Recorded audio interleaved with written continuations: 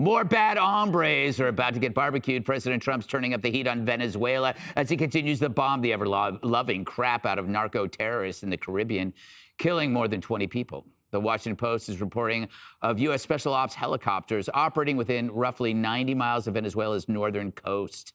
47 confirming he's authorized the CIA to take action within the country. Well, I don't want to tell you exactly, but we are certainly looking at land now because we've got the sea very well under control. We've had a couple of days where there isn't a boat to be found. And that I view that as a good thing, not a bad thing. Does the CIA have authority to take out Maduro? Oh, I don't want to answer a question like that. That's a ridiculous question for me to be given. Not really a ridiculous question, but wouldn't it be a ridiculous question for me to answer? But I think Venezuela's feeling heat. It's a ridiculous question for me to answer, but it's not a ridiculous question. That's kind of brilliant. Dana, okay, we have to do a little victory lap because you were here, maybe it was 4 or 5 years ago, when we posited taking out fentanyl labs in Mexico. And people were saying, oh my God, you can't do that. That's unconstitutional. Oh, well, I think he went one better. They're like, well, there's the neocon saying it once again. So one thing that this news just came out that the admiral overseeing the attacks against boats in the Caribbean is stepping down. Admiral Alvin Halsey. Don't have a lot of information yet. There's a New York Times piece. I haven't read the whole thing, but he's stepping down. So this is, I think, he's stepping down as this is heating up. Maybe he disagreed, or maybe they didn't think he was the right person for it. The Secretary of War has thanked him for his service. Is he overweight? Doesn't look it. Okay. All right, checking. Maduro himself, the leader of Venezuela, I think in a way he wants this fight because then it allows him to say to his people, oh, look, the Yankee imperialists are coming after me. He is the worst leader. He is the worst. And he allows all this narco-terrorism to happen because he can't find, there's no other way for him to fund the country. And the woman who won the Nobel Prize last week, she was the opposition leader who has been trying to do good things for that country. So I don't exactly know where this goes there. It's interesting in terms of military law. Is this allowed? Is it not? You have some Republicans in the Congress saying, are we going to get a say in this? But what President Trump has is the authority to be able to say, I need to protect my country from terrorists. And he has deemed them as terrorists. And so therefore, seems to me he's got the authority to do it. Jesse, I'm going to ask you a difficult and challenging question. Do you believe narco-terrorists have rights? On the high seas, if a lawyer at the White House says no, then I'm for it. Let's go get them. But this is more about regime change in Venezuela. We have 10% of our naval power in the region.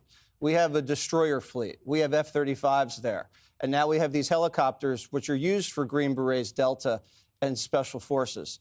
So this is serious stuff. The CIA has been unleashed. We have a $50 million bounty on this guy's head. Trump's now considering strikes on Venezuelan soil. And so we're engaged in what we like to call some friendly gunboat diplomacy. And the New York Times reported that we've been in negotiations with the regime, and the regime said, we will give you dominant stakes in our oil, our gold, and our mineral wealth. And we've agreed to cut ties with China and Russia. And Rubio and Trump said no. So that tells me there's going to be major action against Maduro pretty soon. And you never know how this goes. These things in Latin America can go sideways, but or also they could be layups.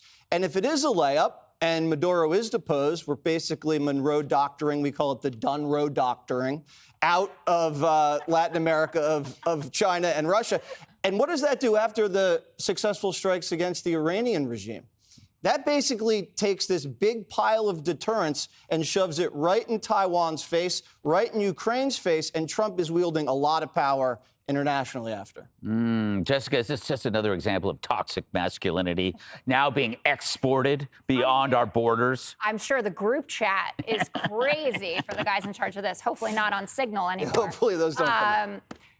I remember the day the first boat was struck, and Jesse told me, do you want to be on the side of narco-terrorists? And I said, no, not especially. Like, let's see where this goes. And now we're up to multiple boats, and it's not just Venezuelan boats. The Colombians say that one of the boats was theirs, and that 2 Colombian nationals, I think 2 or 3, were murdered when they were struck, and that they weren't drug traffickers. Now, do I know if that's the case or not. I'm not sure, but there is a reason that we're Don't let supposed that to stop you. Well, don't let the Constitution stop you. And there's supposed to be oversight. As Dana mentioned, there are Republicans and Democrats alike saying, you know, this is turning into more of a habit than just striking one vote, and that we are supposed to have a say in this. And historically speaking, and I know you're going to make fun of me, but I will. That's why I come to work every day. Drug traffickers were considered criminals with due process rights. And this is the conversation we've been having as well about undocumented people in this country who also have due process rights, as Antonin Scalia affirmed. And I don't know if it's a good precedent or road to be going down that he's essentially starting some degree of war without Congress being able to see anything. The intel community, the people who chair these committees, are not getting to see what it is that, you know, the basis for the actions that they're taking. And I don't think that you're going to be that comfortable with the idea of them going into Venezuelan land without there being any verification besides, you know, Trump and Pete Hegseth said so. Well, we'll have to wait and see on that. Well, check your texts. Yes. Hey. Hi, Emily. I know. I wanted to ask you about the 175,000 Americans applying for jobs. Okay. But I wasn't sure if you wanted to talk about that or this. Why do you care what she wants to talk? You literally force whatever topic you want down my throat. That is true. I'm his favorite.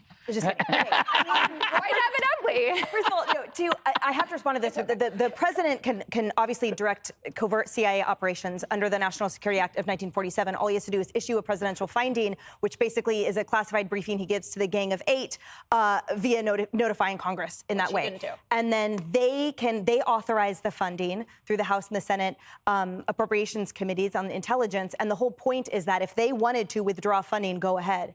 But you're right, there is an opacity involved and a third option involved, and that's for the sanctity and security of our executive branch in addition to Americans. And I think it's interesting, the arguments that, oh, this might destabilize Venezuela, because to me, the ostrich head in the sand that we suffered from under the Obama administration and the Biden administrations only emboldened terrorists.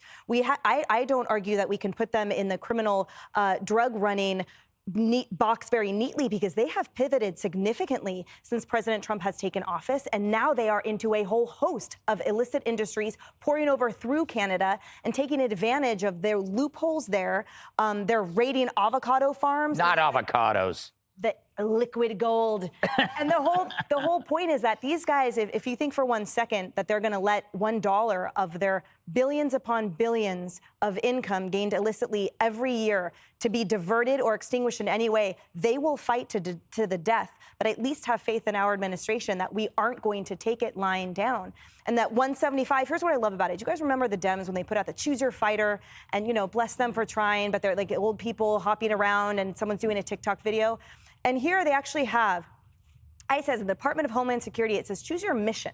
And when it talks about the brave men and women that are signing up in record numbers now to defend and support this nation, like if you want to be an attorney, for the closers, for the resolute, for those who represent the USA, for those that are officers, for the enforcers, for the brave, for those who fight to keep America safe, in direct contrast to the names that the Democrat leadership and elected officials, these congressmen and senators call them Nazis and fascists. No, these are the brave. They're the ones that I take my hat off to and thank them for their service. All right. Click here to subscribe to the Fox News YouTube page to catch our hottest interviews and most compelling analysis. You won't get it anywhere else.